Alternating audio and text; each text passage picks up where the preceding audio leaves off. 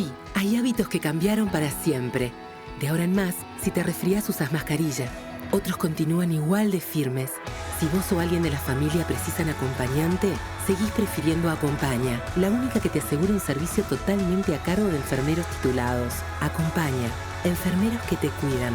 0800-8939.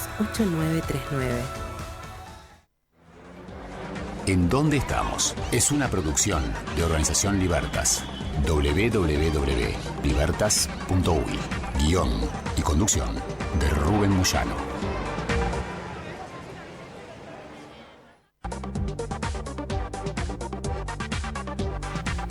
¿En dónde estamos, Maxi?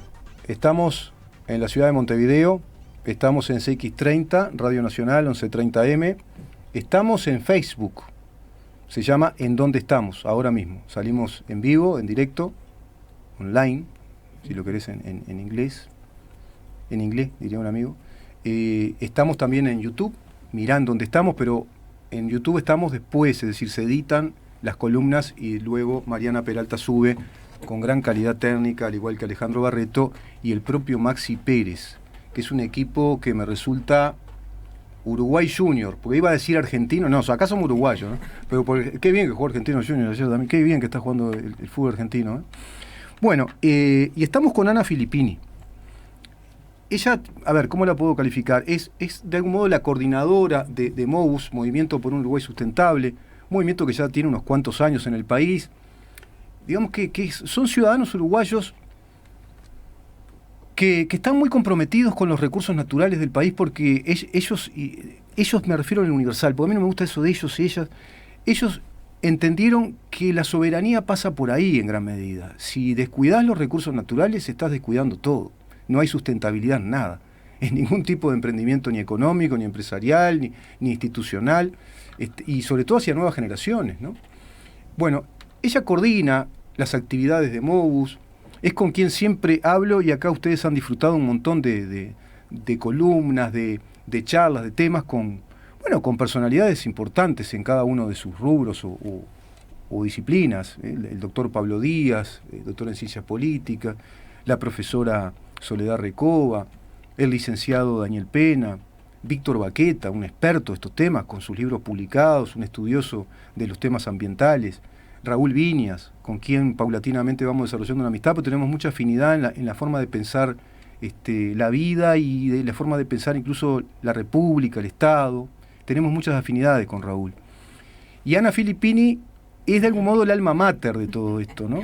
Porque es a quien llamo, incluso Raúl me dice, ¿viste, Ana? No, hablalo con Ana primero, porque así, a ver si ella decide. Bueno, y el economista, Yohai, me corrigió el nombre. William Yohai. Y ya se me fueron algunos nombres, pero pasó. Con Alma Bolón, que estuviste. Con Alma Bolón, exacto, con la doctora en lingüística, que también trató el tema medioambiental vinculado al impacto social de las cadenas forestales de UPM. Y ahora vamos a hablar contigo, Ana, de un tema que tratamos en un aspecto con Raúl Viñas, que es el fracking. Él nos explicó lo que significa esa técnica, es muy agresiva, muy dañina para los suelos, para el medio ambiente, y tú me decías que tuviste una experiencia directamente como testigo en Argentina. Exacto. Bueno, en la Argentina... primero, repetir un poquito lo que dijo Raúl para ver en qué contexto estamos. Claro. En el Uruguay hubo experiencias de fracking, digamos, de exploración.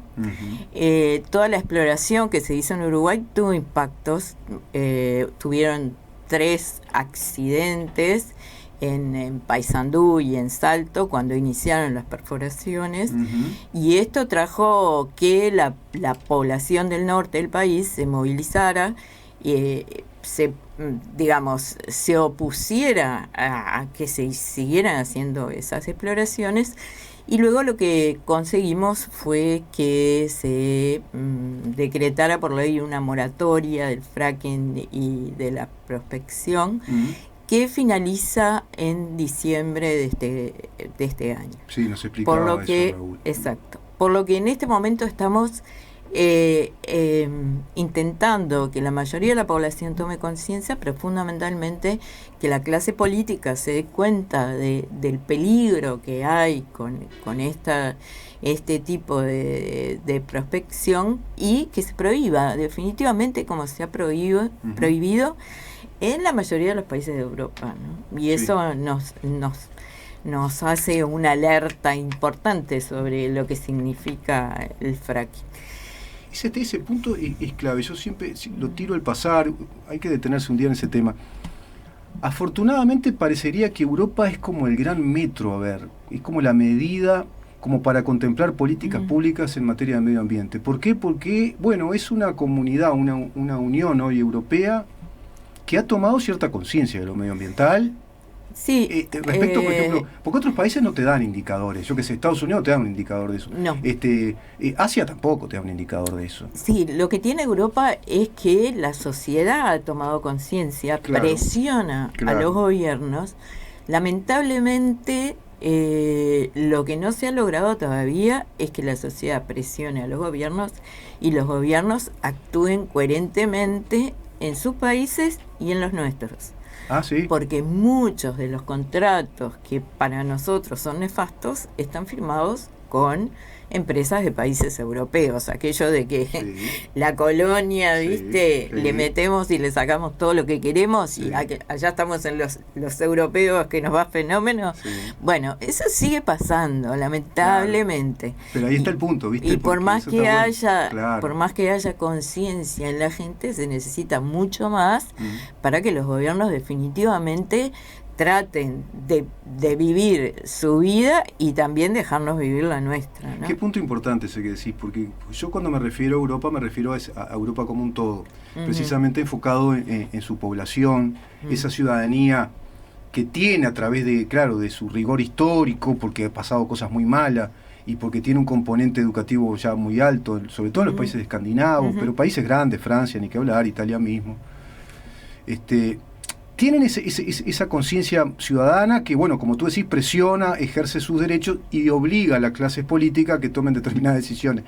Y después, claro, su clase empresarial, hasta política, emigran, ¿no?, hacia otro lado para hacer lo que ahí no pueden. Con la anuencia del gobierno, ¿no? Claro, porque tenemos el caso bien concreto acá en Uruguay de la empresa UPM, que es una empresa finlandesa, pero antes de que llegara la empresa finlandesa, el gobierno finlandés presionó al gobierno uruguayo para firmar un contrato bilateral en el que establecía las condiciones. Entonces el gobierno se sigue interfiriendo, ¿viste? Para que nosotros tengamos esa atadura de la cual después no nos podemos zafar. Y ahí creo que está el poder ciudadano, ¿viste? Porque precisamente esto que hacemos con ustedes es intentar, por lo menos desde acá, generar conciencia ambiental. Porque es la ciudadanía, en definitiva, la que tiene que empezar a movilizar todo esto y bueno, decirle... emitirle señales a las autoridades de que por acá no quiere el Uruguay. Bueno, y eso se hace con información, como tú decís, y concretamente, ahora sí, me remito a lo que fue mi experiencia en esta red regional que hay anti-fracking. El MOU fue invitado a participar de una visita a la ciudad de Allén, en realidad a varios lugares de la región de la provincia de Río Negro, que es donde se comenzó a realizar fracking en 2012. ¿Qué nos encontramos en Allén? Imagínate, está a 1120 kilómetros de la ciudad de Buenos Aires, fuimos en Omnibus, una región muy rica, conocida, la ciudad de Allén era conocida como la capital de la pera. Y tanto pera como manzanas era su principal producción y con la cual una ciudad que es una ciudad chica, tiene 30.000 habitantes, vos veías que era próspera, había sido por lo menos próspera. Por la forma en que está organizada la ciudad, por los edificios que tiene. ¿Qué nos encontramos allí? Que una sociedad organizada desde algunos años para tratar de hacer oír su voz en contra de algo que les había caído del cielo, que es las empresas estadounidenses como Chevron y otras, que fueron las primeras que llegaron a hacer fracking en ahí, esa zona, ahí. En Allen. Como siempre pasa, la gente quedó bastante perpleja y entusiasmada cuando llegaron estas empresas, y debo recordar y hacer un símil de lo que pasó acá en Uruguay. En Uruguay, en la legislatura pasada, cuando se hablaba de fracking, en realidad se hablaba de petróleo, y se hacía una gran propaganda sobre los recursos petroleros y sobre la investigación que se estaba haciendo.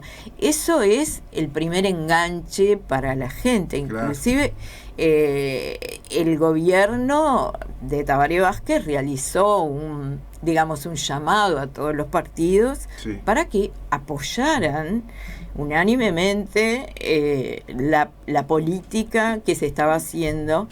Y las tareas de prospección.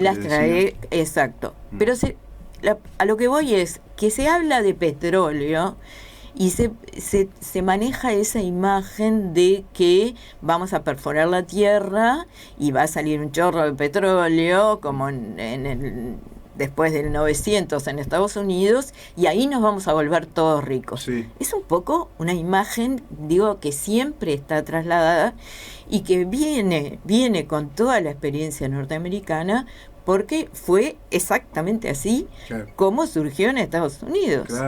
Cuando empiezan a tener problemas con esos pozos tradicionales de petróleo, empieza a bajarse la cantidad de petróleo que pueden sacar, Estados Unidos, el gobierno de Estados Unidos y las empresas hacen un acuerdo para promocionar el fracking como la gran solución para que Estados Unidos permanezca siendo el líder de la producción de petróleo, y ahí se empiezan a inyectar, valga la redundancia, cantidades impresionantes de dinero.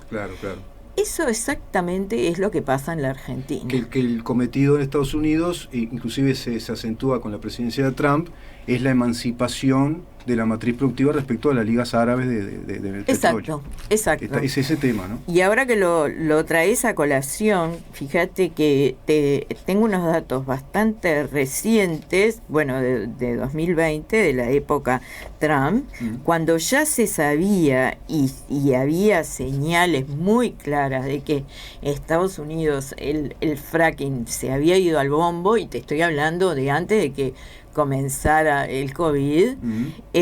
Trump dispone, ordena que haya en una movida que no pareciera neoliberal, compró petróleo en grandes cantidades. El Ministerio de Energía de Estados Unidos fue obligado a comprar 77 millones de barriles de crudo. Y como esto no bastó, destinó cantidades millonarias de cesiones a las propias petroleras, encubriendo toda esta operación como que era beneficio para pequeñas empresas, y eran las grandes empresas que estaban en bancarrota, y salieron dineros públicos del gobierno de Trump subvencionando a esas empresas para poder mantener eso que vos acabas de decir. Y subvencionó también empresas de la industria automotriz, porque ¿te acordás que el sueño de Trump era volver a ese gran Estados Unidos productor de automóviles, que es otro de los sellos de los Estados Unidos, ¿no? La producción automovilística. Incluso hay aquellos que les gusta navegar por internet o ver canales cable. En History Channel hay un programa para mí excelente, porque a mí me gustan los autos, se llama Locos por los Autos, donde ese equipo de talleristas que refaccionan autos, que te los dejan nuevos, autos viejos, que te los dejan de colección, están siempre dando a entender que ellos son ese viejo espíritu americano de la industria automotriz, y además asentados en Las Vegas, nada más y nada menos, ¿no? Sí, eso es lo que nos hace pensar, además, es hasta dónde las sociedades, y fundamentalmente la de Estados Unidos y los gobiernos también, están muy lejos de entender cuál es el problema con la emisión de combustibles fósiles y con el cambio climático. O sea, llevamos 30 años de anunciar que se viene una tragedia climática, la tragedia climática ya está acá, y siguen promocionándose el uso de combustibles fósiles como si no pasara nada. ¿Y quiénes son los que ponen el dinero para eso? Fundamentalmente el gobierno, como lo hizo Estados Unidos.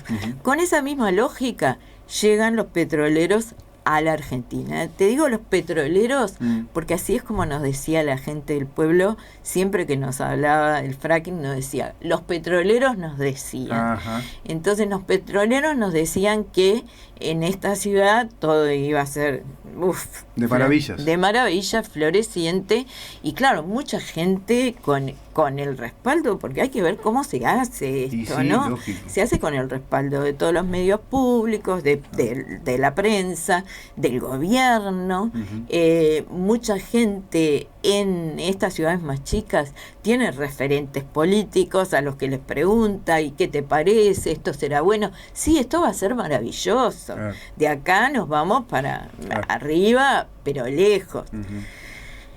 ¿Qué fue lo que encontramos? Lo que encontramos fue una ciudad que, después de llegar a ser la capital de la pera y de la manzana, tiene gran cantidad de productores arruinados, tiene una tristeza espantosa porque hay problemas por todos lados con la contaminación que trajo el fracking. Habrá migración también, supongo. Y también migración. Claro. Y una migración muy dolorosa, una cosa que nos decían madres de niños enfermos con las que nos reunimos. Fíjate que la inmigración de profesionales y fundamentalmente de la salud, que sabiendo los temas de contaminación que estamos sufriendo, sacaban a sus hijos de ahí, abandonaron Allen, se quedaron con deficiencia de personal médico, porque quienes, digamos, tenían un poco más de perspectiva y de luces sobre lo que iba a pasar y sobre lo que pasó, con los primeros indicios. Fíjate que hay que aclarar muy bien que para realizar fracking se realizan pozos a mucha profundidad, pero los pozos están a 100 metros de distancia, entonces vos tenés cientos de pozos a muy poca distancia, y para mantener esos pozos hay que poner gran cantidad de agua, pero muchísima cantidad de agua. Nos hablaban de 4.500 camiones que llegaban con agua, más arena, más productos químicos. Claro, porque vamos a aclarar esto para aquellos que no saben. El fracking es la técnica de la fractura. Fracturan el basalto, la roca, es decir, las estructuras basálticas que ahí tienen como pegoteado ese petróleo, que son unas manchitas oleaginosas, que es como si quisieras sacar moluscos de mejillones de las piedras cuando vas a Piriápolis, una cosa así. Entonces rompen eso con grandes cantidades de agua, que son toneladas y toneladas, arena y productos químicos. Vamos a una pequeña pausa, ¿te parece? Bueno. Y dejamos este tema, retomamos el tema del fracking, vamos al concepto otra vez, para que los que nos escuchan les quede claro de qué hablamos con el fracking, para que entiendan lo dañino que puede ser en todo sentido, ¿no? Y ahí me quedó también otra pregunta. La migración se produce en esas, como tú decís, esas clases medias, cultas, universitarias, y es terrible porque es la migración justamente de la capacidad humana, ¿no? De un capital humano que se va de una zona. Es tremendo eso. Vamos a una pausa y seguimos.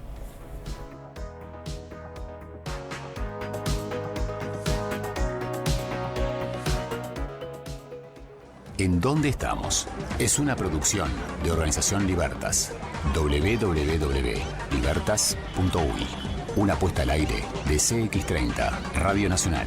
Periodismo independiente, libre y democrático. De lunes a viernes, a partir de las 10 a.m. Guión y conducción de Rubén Moyano. Acompañar a tus